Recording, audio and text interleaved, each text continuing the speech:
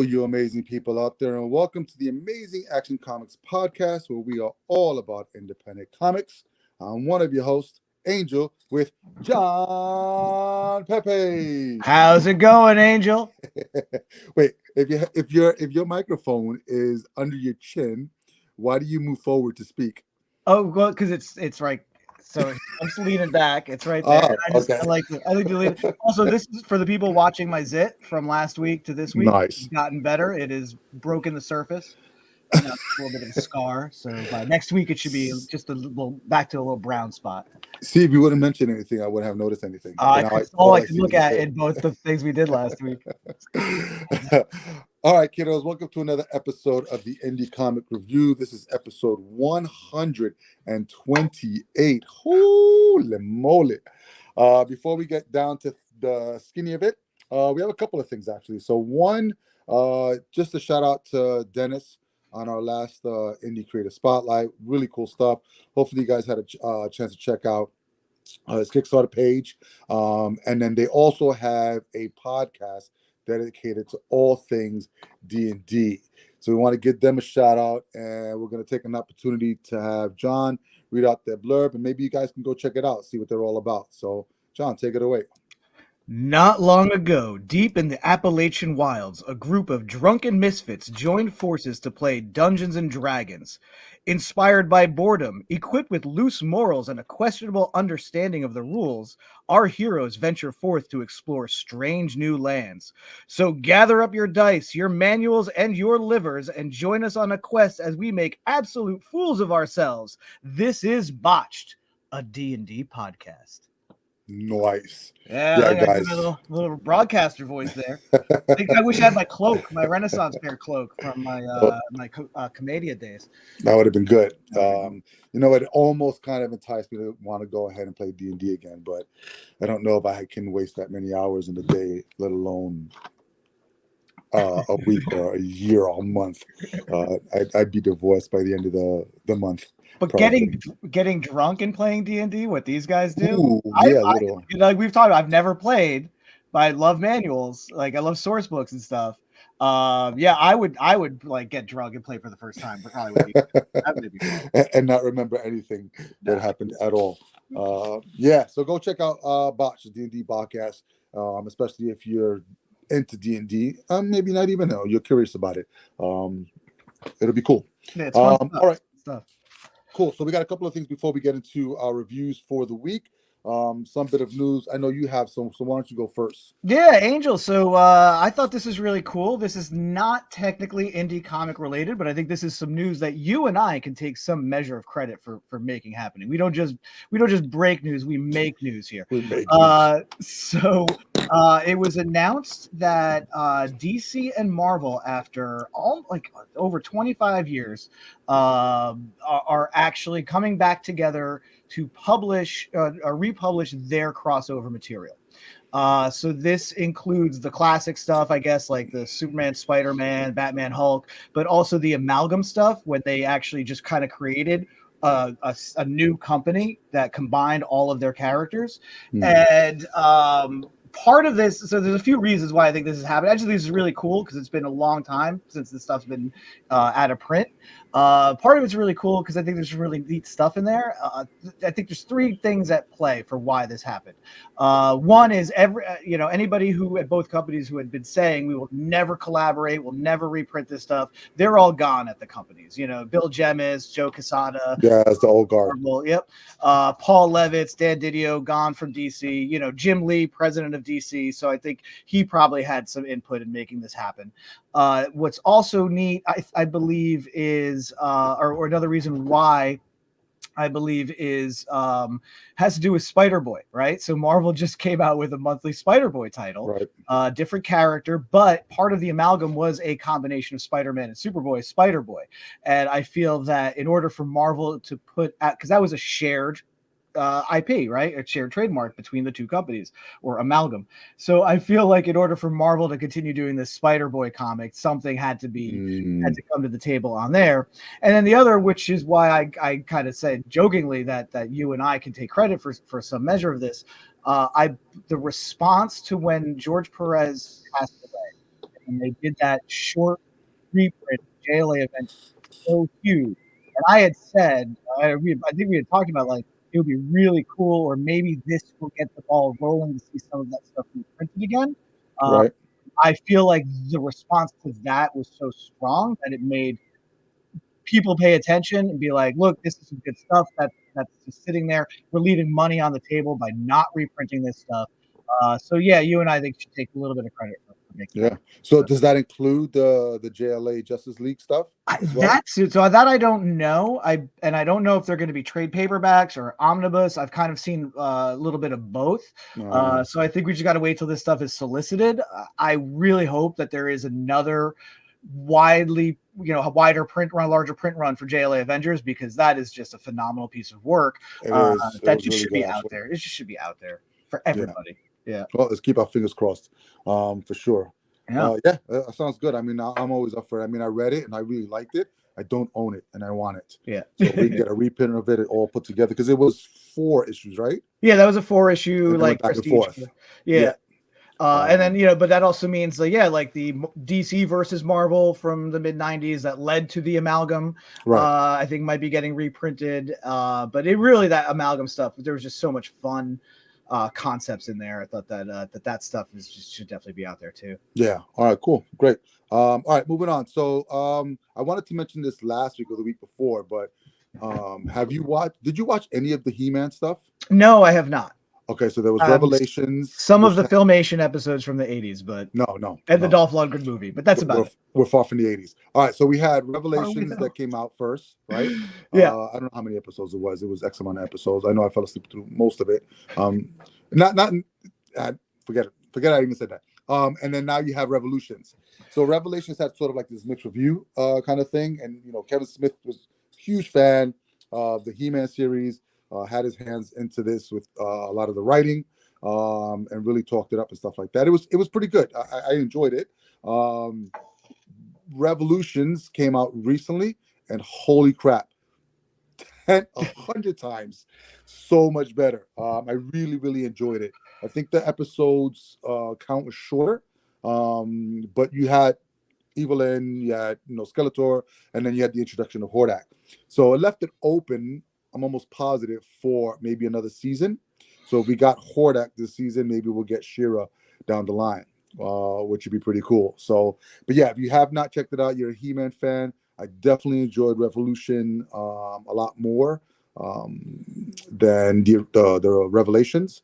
I don't know what it was. Maybe it was feedback that was taken to heart and kind of thrown in there. I was gonna ask like how it felt. Like, did it feel like this season was a course correct based on feedback from the first season, or do you feel that this was the plan all along for these 2 seasons? Because I know at the time that the negative feedback was coming, Kevin Smith was doing the spin, saying, "No, look, wait till you see what we have coming up." Yeah. Because it's animation, I'm almost positive this was the direction they didn't want it to take. So I think that front end of the story, there was changes in there that I think a lot of people weren't ready for. Yeah. And then I guess those changes kind of evolved into Revolutions, and it was really good. I mean, because if we look at the whole 80s cartoon, spoiler alert, the parents never found out, Teela never found out who He-Man was. That Prince Adam was gay? Yeah, that too, because he was wearing pink, right? So here we find out. They find out. So there's this whole different relationship between him and his father, the relationship between him and Teela, and then there's even what was his name? The little guy that was supposed to be Orko in the movie. Oh, that dwarf guy. Yes, he's in there. So there's a little shout out to him. Yeah, so he's he created the cosmic key that exists in this universe. So it was pretty cool. There was some really interesting things that happened this season, and I really enjoyed it. I watched it all in one sitting because it was that intriguing in regards to what they did with Skeletor, how he was had a relationship with like Hordak and stuff like that, and then sort of like that revelation of Skeletor actually being the uncle of Adam, stuff like that. All that stuff kind of comes to light, and then Teela being the daughter of the sorceress, and then she becomes the next one. There's a whole bunch of great stuff in there. So if you've not checked out He-Man Revolution on Netflix, definitely do it. Really worth the watch. Next week, Spawn 350. So yeah, so it's news because this is probably he hasn't written it and he hasn't drawn it in forever, but it's still a title that exists in that independent market. Yeah. That's the longest running title. Yeah. And then on top of that, he's created the universe with having the Scorched, Gunslinger Spawn, King Spawn. There's another, I think, mini that's coming out. I'm not sure if it's going to be an ongoing. Rat City, written by Erica Schultz. So I think it's another take on Al Simmons. I haven't read the synopsis on it, but I know that it's supposed to be coming out as well. So there's supposed to be multiple covers next week. There's a McFarlane cover that I'm absolutely grabbing for that week. But yeah, it's a huge ordeal. So we're going 350. Next to be 4. Now, is he doing any writing for 350 as far as you know from the As far as I association? know, I don't know if he's got any writing credit on it. All I know is that he's been doing a lot of plot stuff. Yeah. So he'll go back and I think he rereads scripts and stuff like that and adds whatever he wants to add in. I think the same thing for inking as well. Do you know what issue he tapped out on as writer? It was over 300, right? I think 300. Yeah, it was probably like 3 something because I know he was definitely involved in 300. And then when Barberi took over the art, there's been writers afterwards. Because I feel part of what he was trying to accomplish, because was Dave Sim, famously took Cerebus to 300 issues as writer artist on every issue. Right. And fellow Canadian, Dave Sim and Todd McFarlane, definitely had that sort of friendship, but also that sort of like they pushed each other, right? Right. Poke the bear. The single greatest issue of Spawn is Spawn #9, which was written by Dave Sim. So I know early, Todd had people like Neil Gaiman come in and Dave Sim, write single issues. So I feel like for Tom, he kind of wanted to at least get one issue, over Dave as far as that 300. So I think that's kind of what his goal was as far as being a creative, credit, writer, artist, whatever he was doing on Spawn to hit over 300. And now Sim has continued with the Cerebus and Hell one shot. So that number, I think if you add those in, like you do that legacy stuff, whatever. But so I think it's just, so now for Todd, it's the feather in the cap of just keeping this thing running. Keeping this thing that he thought of when he was a kid as now a household name and is really one of, I think, the top 3 known comic characters being published today. And as far as people who always come in, oh, Spawn, I love Spawn, let me see some Spawn, so it's a great feat, and I love the little competition that he had with Dave Sim, whether it's real or I just was like, oh yeah, maybe that's but it's just internet chatter. But it's as cool. far as him like actually doing anything, I think it's just been supervision, and I know there's a new creative team coming on after 350, right? So that would be really interesting as well to see what happens. And he's taken risks with the title. He's changed it up. He's done everything you can really do with that. And dude, there was a point where it went from like that traditional art that we were used to in Spawn, so like that superhero kind of art, into like horror art. I think it was Simon Gdansky that was on it. I think he was doing that was like his early stuff. But it was like a complete 180 on what it was, and it was that whole 30 Days of Night Ben Templesmith aesthetic, that sort of scratchy horror art. So and it took me a while to get into it, only because it was a complete 180 of what we were getting, and then all of a sudden the book became a horror book, and then the last maybe it went for a while. I want to say it went for almost a year, 2 years, and then he flipped it back, and then now it's back to traditional art. What's funny is because Todd always talks about redoing the Spawn movie, getting a new Spawn movie out, and during that era when Spawn was a horror comic, Todd was like, "Oh, the Spawn remake, it's going to be a straight up horror movie," So it's like it's funny how whatever the tone of the Spawn book is at the time, that's what the hypothetical reboot is going to be like the movie. Yes, we'll be one foot in the grave before that movie comes out, unfortunately. Hopefully it does, because I would love to see it. I mean, I saw the original. I see it every now and then again as well. It holds up. It's fun. I like it. It does. The graphics aren't the best, but it is what it is. What do we do about the cape? Don't use the cape. Just use the cape in one shot. The only other person that I could think of that could claim drawing every single issue right now is just Eric Larson. Oh So is yeah, Savage Dragon. So he's yeah. on like he's close to He's 300. close to 300, but not quite there. And technically, there's like two volumes, right? Because I think there was like the mini There was series, the and mini then series, and then yeah, but yeah. it still goes. It rolls into the one. So But talk about taking a book to weird places.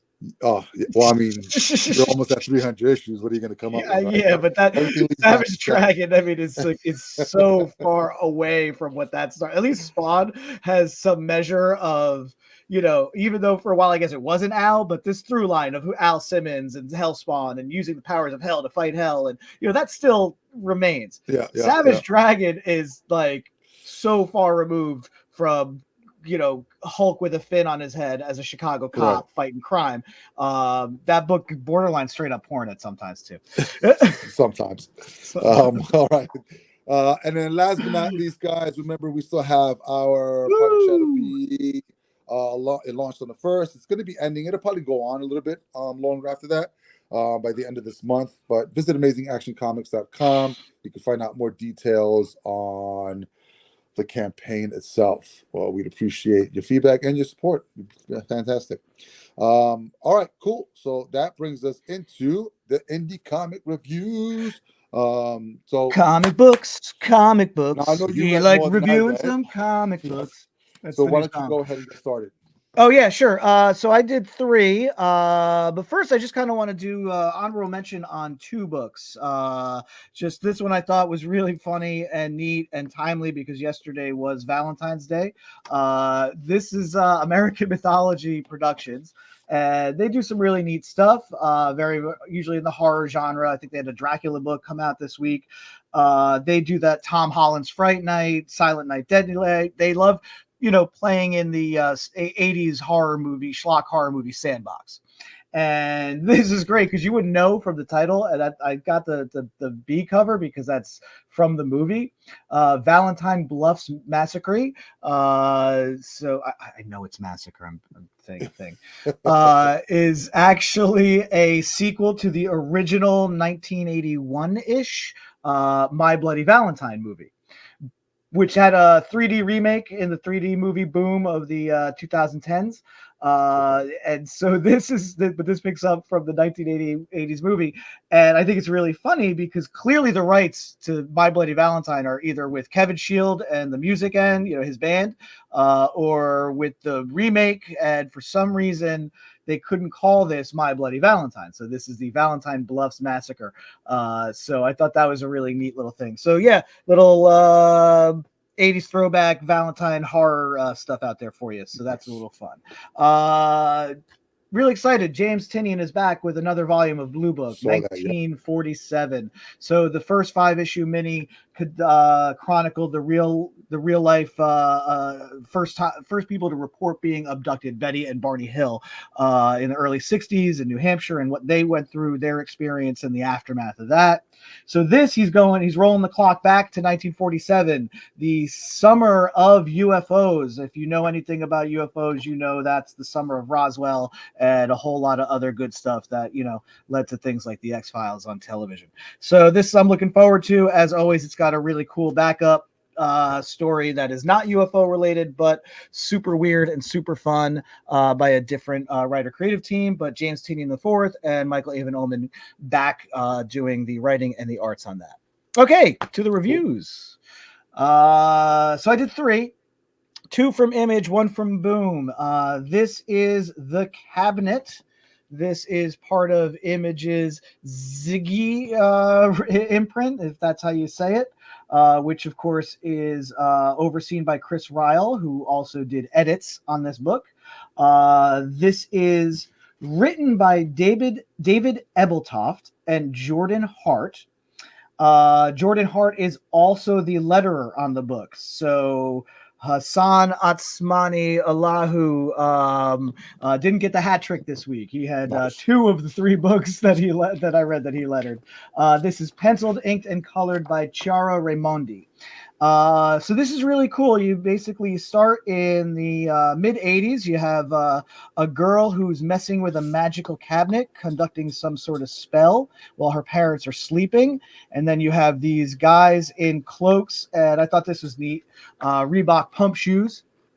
So you see this. So these guys are like hunters, right? They're like people. They're, and you see he's pumping it. He pumps it up, and then boom, he's ready to go.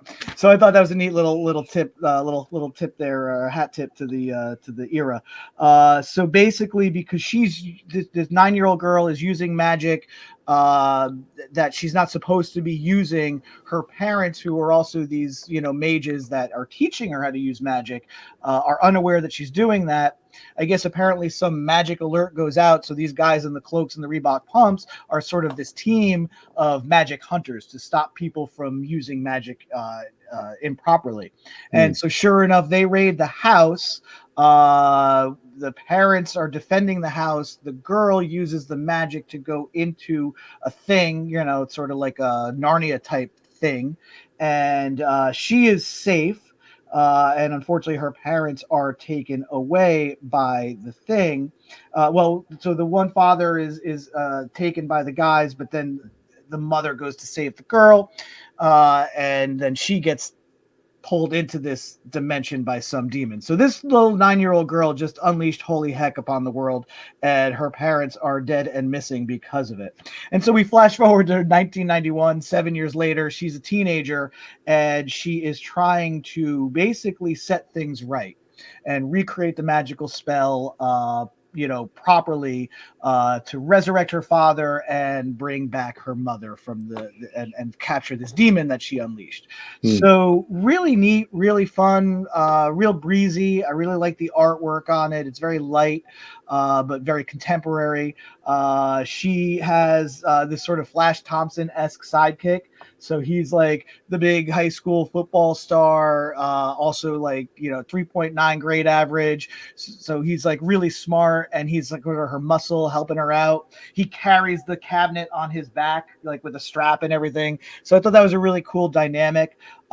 This is, I think, really good for the young adult crowd, the high school crowd. Okay. It's not overly heavy, it's not overly dark, and it really has a nice sense of fun about it. And again, you have two teenage protagonists who are basically using magic to try and right the world, and you can't really get much better than that for something that's accessible to a lot of readers, I think. So I wish Nice. this a lot of success. Yeah, the cabinet from Image, really good start.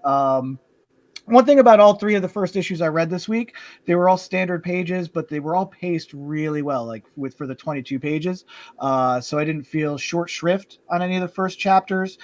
Felt like I just got enough on each of the books to make me want to, pick up the second issue. So yeah, the cabinet definitely great for the all ages crowd.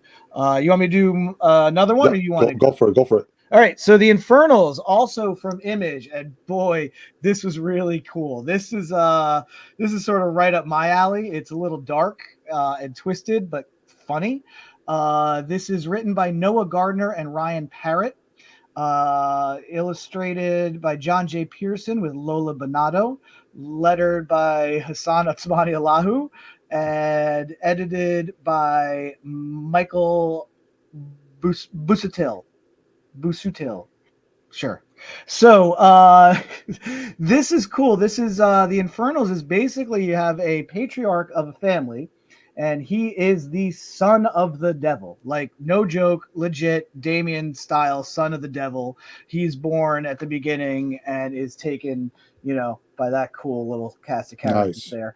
And he basically is now 69 years old. He is riddled with cancer. He is dying, and he has created a criminal empire, and he has 3 kids. And one kid is just basically a nut loose cannon, right? If there's a great scene, his introductory scene, he's making a deal with this televangelist, and they're just doing cocaine with like naked women rolling around the hot tub on the roof of this Las Vegas building.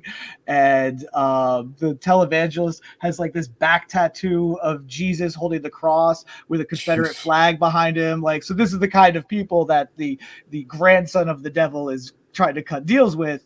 And the televangelist refuses. So Nero, the oldest son of the son of the devil, just pushes him off the roof.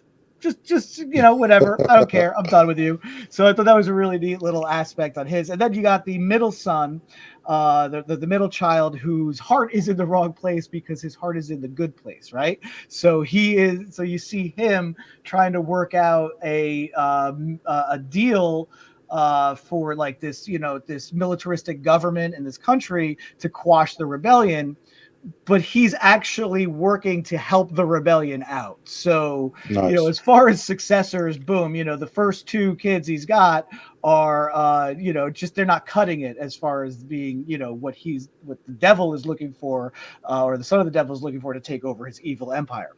And then the youngest child, who is named Baphomet, which is great if you know that whole mythology. She is basically Wednesday, right? Wednesday Hmm. Adams, but like with actual devil powers.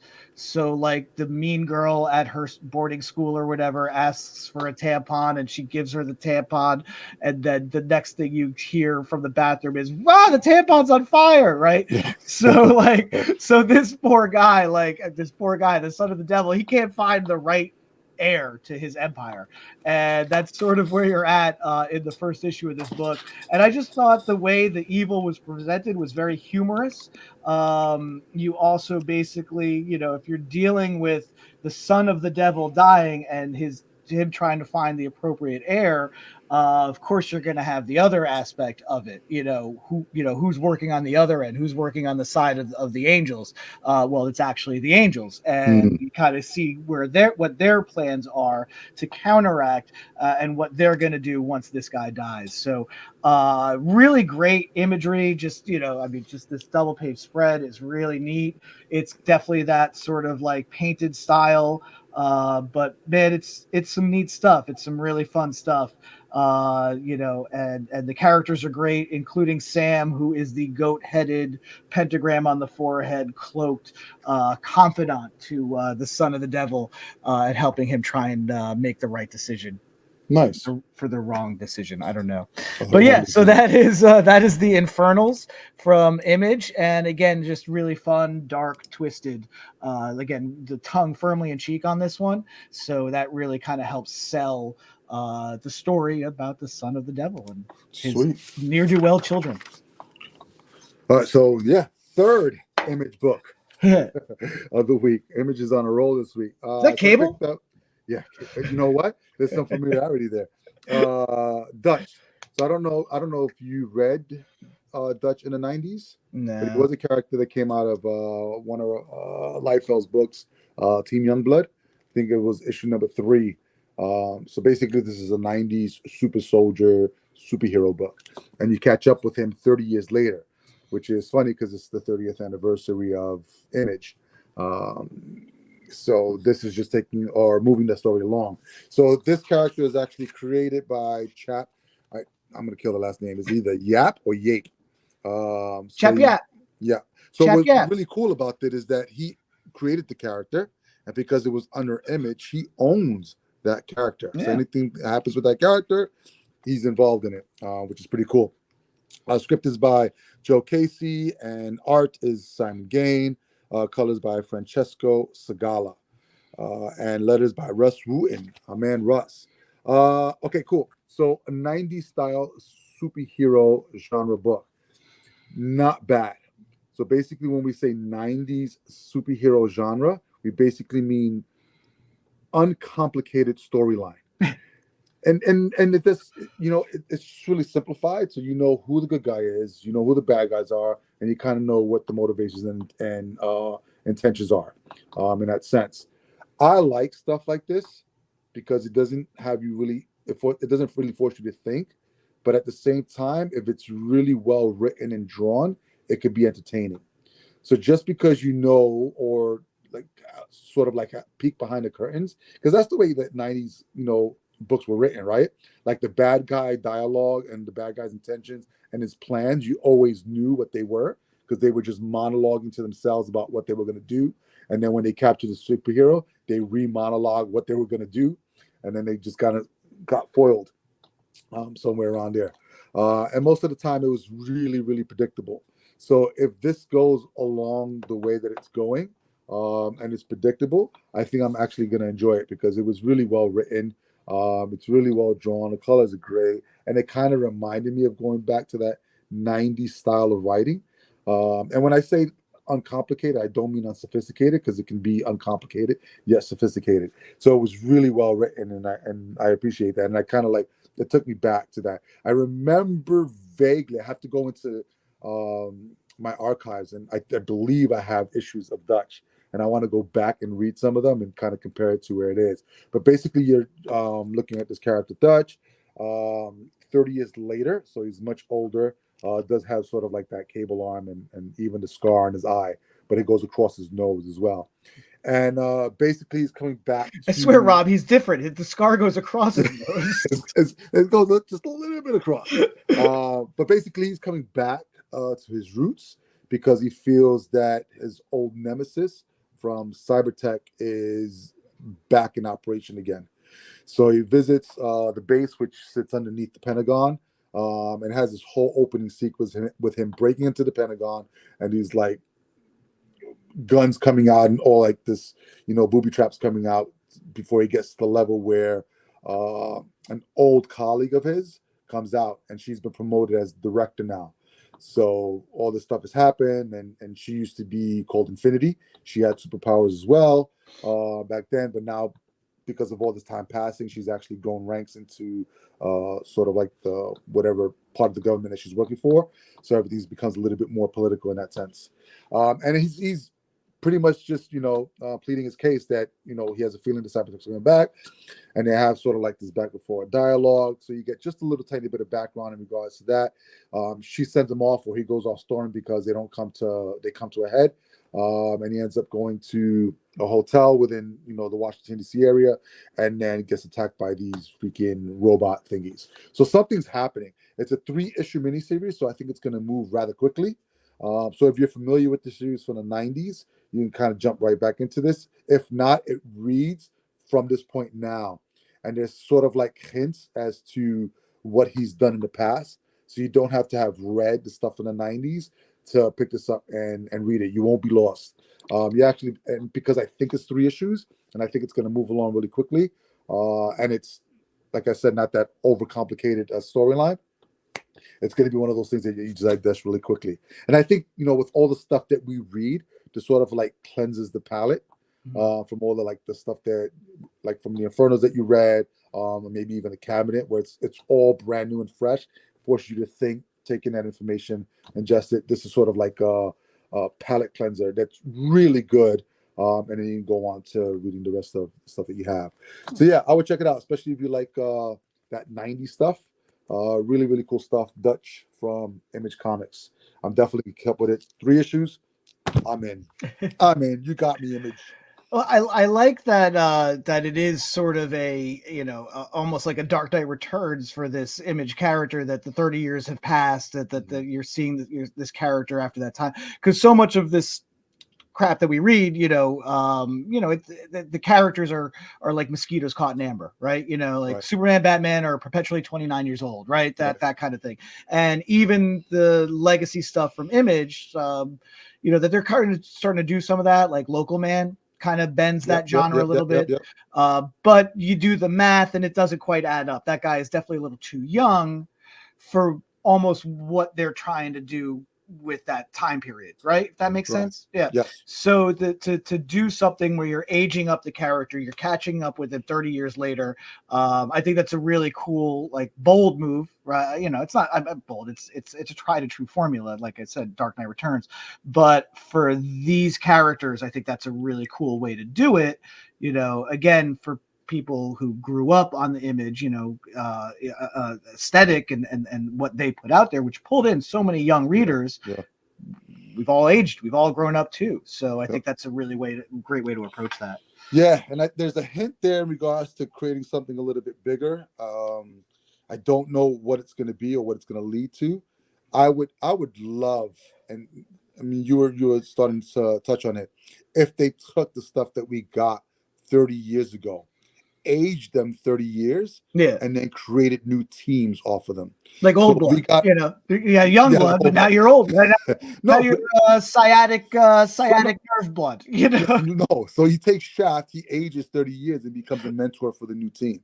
We're not going to get young blood because Rob doesn't have the rights, and it's just not going to happen. And then Jim Lee's gone, so all the Wildstorm stuff is gone. So we're not going to Right. get Wild. Well, we Which did. Wildcats is under Yeah, DC. Wildcats is now, Mosquitoes and Amber as the part of the DC universe, right? So Yes, they are now always perpetually in their mid-20s. Yeah, right. yeah, But there's other characters that exist still. So you got Supreme, you got Brigade that Liefeld did. You got Stormwatch, you got Cyberforce that was Silvestri. Dale Keown come back with the Pit, dude. If they can come back yeah, and just do like a mini series of all the '90s stuff that was just fantastic, and sort of have like this. It doesn't even have to be a connected universe. I don't care. That would be freaking awesome. I yeah, would take that. So if Dutch is gonna like lead that wave, there's enough, because all those people that were in the '90s that picked up these books, they're our age now, right? They're in their 40s. They're in their early 50s. So if we get a run of just '90s Image titles, fuck Image, take my yeah. money. I'll do it. Yeah. I'll fucking do it. I mean, even Savage Dragon, from what I gather, to bring it back to that, ditched the original Savage Dragon and has followed the sun for like the last few years. Correct. So even that, it's just there's passage of time, but you're focusing on the younger character, not the older character. Yeah, Right. so, Which is good. yeah. It should happen. I mean, it's not going to happen with the main two ever. I No, mean, those characters IPs are just going to be 29 for the rest of their they're lives. going to be What If, Elseworlds, Kingdom Right. Come, Avengers Right. Twilight type stuff. Yeah. But I think stuff that we got in the '90s that you can age out and create new teams, new stories for the next generation, I think would be cool. Yeah. And if you do that formula in the next 30 years, then I think it could still work as well. So there's like a route, or you can follow a lineage back to when they originated from, which was the '90s. Yeah. You take them 30, 60, 90 years out, and see you have 3 generations of characters from that line. I think it'd be cool. Whether it's going to happen, I don't know. I think it's overthinking. It's funny because you did mention Supreme, and that Simpsons or the South Park joke. Simpsons did it. Right. Alan Moore did it. He did a Yeah. Supreme arc that basically was very much Superman, right? His love for Superman is there, but it basically says how every few years there's a new Supreme kind of, and then the old Supreme retires and goes to a place like this planet of like crazy Silver Age Supreme and Golden Age Supreme and bland '80s Supreme and stuff like that, which again is a neat way to handle the passage of time. But again, this was done a couple of years after the character first appeared. So this is not necessarily you're creating a backstory for a character based on another character and using that as your fodder. But it's very different from taking something like Shaft now. He's old. He can't fire the arrow straight anymore. Let's give him a new team to train. I think that's a great way to go. Whether we get it, who knows? But Image, if you're listening, just Eric Stevenson, you're running stuff now. Let's do it. Give us what we need before I die. All right, cool. Last one. You're up. Oh yeah, I have one more. This I gotta say, this is my book of the week. I loved the other two. Cabinet was great, Infernals was just super twisted and fun. The Displaced though, really got me. I Really wanted to pick that up. It was Boom Studios, and I was back and forth, but it looked really interesting. Don't look at the barcode if you do pick it up. So because it's still the same. So I really dug this. This is written by Ed Brisson, who usually does a very good job. Illustrated by Luca. Is it Brisson or Brisson? It might be Brisson. Okay. I don't know. Ed, show, let us know. Okay. And anybody, just even we will accept any creator that we review on the show, if only so you can tell us how to correctly pronounce your name. Absolutely. And then you could go. But no, but. So anyway, we'll accept any people that, because we love talking about this stuff. Illustrated by Luca Casalanguida, who is one of my favorite contemporary indie comic artists. Colored by D. Kniff, lettered by some guy named Hatsman Asmani Allahu. I hope in the future. Edited by Elizabeth Bray and executive editor Eric Harburn. So this is cool. Yeah, it does take place in Canada. Ontario, and you basically you are following a couple characters here. You have an old man who hotwires a school bus in a junkyard and drives that out for some mysterious reason. You have a woman who's recently had a child. The baby is crying. The husband goes to take care of the child, needs to change the diaper. There are no diapers. So the mom decides she's going to go out at 2 a.m. to pick up the diapers and indulge herself in a cigarette that she has not had in about 5 years because of the pregnancy and all that stuff. And the old man drives the bus out to the town limits, pours gasoline on it, sets it on fire. And then you have another gentleman in a bar who is driving home, and then there's a big rumble, like an earthquake, and they all kind of wind up at that town line where the bus is on fire. You got the guy from the bar, you got the woman buying the diapers, and they watch their town just sink into the earth. Okay. And man, I am terrified of sinkholes. I've got like 3 in my driveway, and I'm like, one day I'm gonna walk out, my car's not gonna be there. So basically, this is a big news event, and the people are now displaced in a shelter.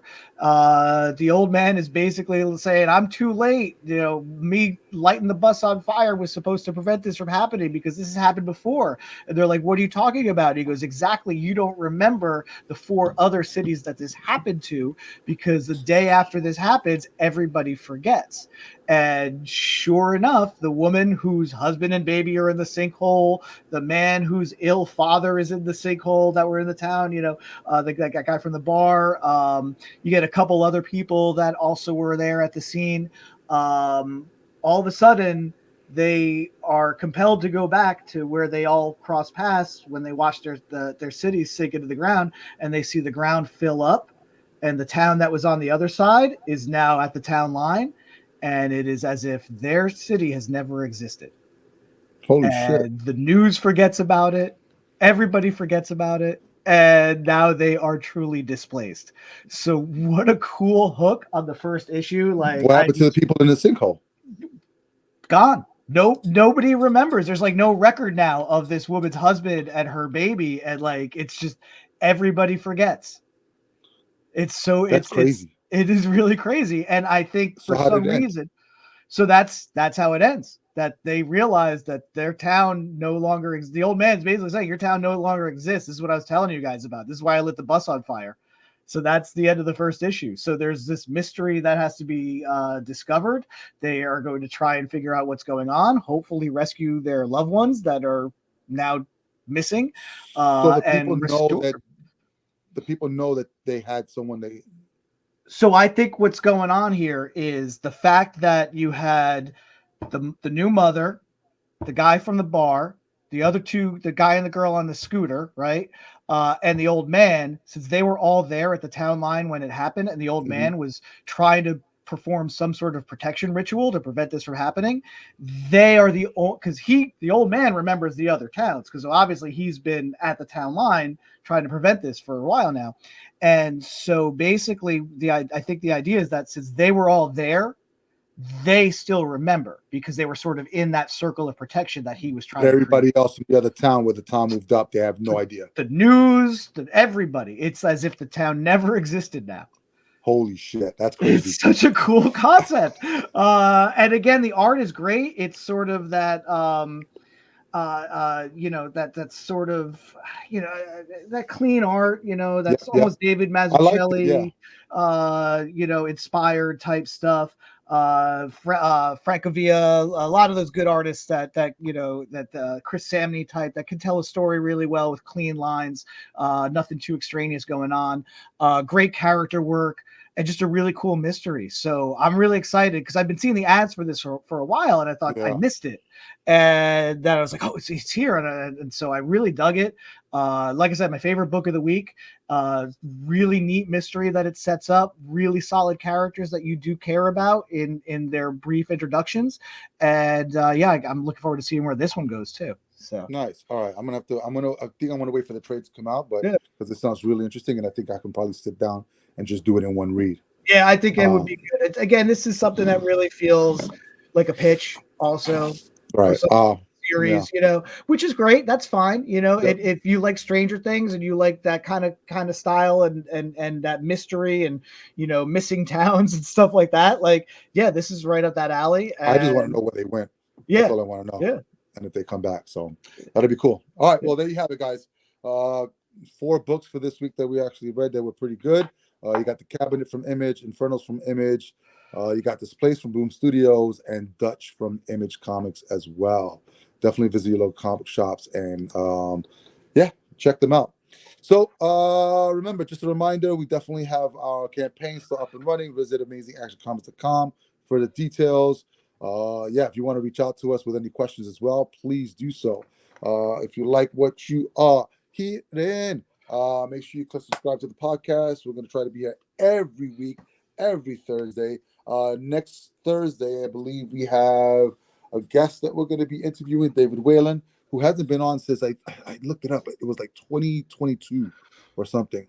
So over 2 years ago, he's from Correct Handed Comics, coming back onto the podcast to talk some comic stuff. So make sure you look out for that Indie Creator Spotlight. If you want to join us, if you're a creator or you just want to talk about comics, amazingactioncomics.com/podcast. Fill up the form. John and I would love to have you on, and we'll chat up a storm. Make sure you stay up to date on everything that we've got going on at amazingactioncomics.com. Most importantly, please, please, please, since the 90s, we've been supporting our local comic book shops. We need to keep supporting our local comic book shops so they stay around. John, where do you get your comics from? Well, I get my comics at The Joker's Child in Fair Lawn, New Jersey. And you know what we got at The Joker's Child? Comic books, comic books. We love selling some comic books. Besides comic books at The Joker's Child, we have some really cool toys and action figures. And one of my I got to spotlight something here. So if you want to click the camera on me really quick, I got to spotlight this Mezco 112, man. One of my absolute favorite toy lines. I just picked up this amazing Spider-Man, and boy, I'm not going to go into all the bells and whistles, but I just got to show you this guy. I got to show you this guy. This guy is so freaking cool. He is so cool. Look at that. Look at that. And he's got tons of web effects. That is a soft goods bodysuit there with like a vinyl over thing. Like this is really neat, dude. He's got like tons of web effects. He's got a head with light up eyes. He's got like the web parachute. He's got like the web backpack, camera.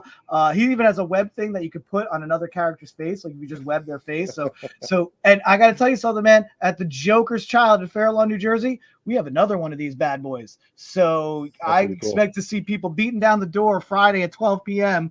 And then when we open at 12:05, I really want to see someone rush in and scoop this little box up, because this is a box of joy, and it is available at the Joker's Child in Fair Lawn, New Jersey. And if you can't make it to the Joker's Child, go to your local comic shop and you tell them that you want them to get this figure for you, because if they could get it for you and get it in your hands, you're going to be one happy Spider fan. Yes, you will be. Spider fans. All right, fantastic. Well, there you have it, folks. Until next time, please, please, please be amazing, stay amazing, and read something amazing.